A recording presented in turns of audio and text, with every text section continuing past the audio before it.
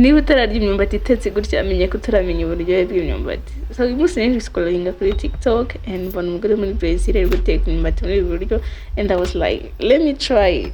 Okay, yindi umuntu rero ukunda kugerageza ibindi abantu mbonye bari gukora havuga ati why not nanjye ntabigerageza nkumva uko bimeze. Imyumbati nayikoze yari iryoshye pe, iboze ko nayiriye bwacya ngakora video even nkayishyira kuri YouTube channel yanjye nkavuga ati no ngomba kuba sharing how to cook imyumbati iryoshye gutya.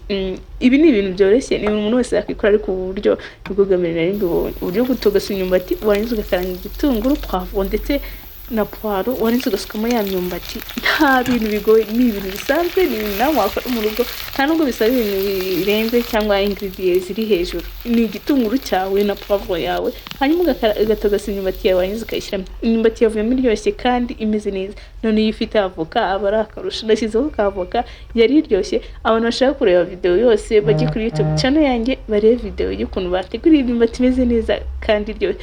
Ese wowe ni gute utegura imyumbati? Ese kuko urabona imyumbati iryoshye cyangwa ni gukabya? Mujye muri comment hanyuma mumbwire, namwe muzabigerageze. Mujye muri comment mumbwire uko mubibona. Ese kuko iraryoshye cyangwa ndakabye?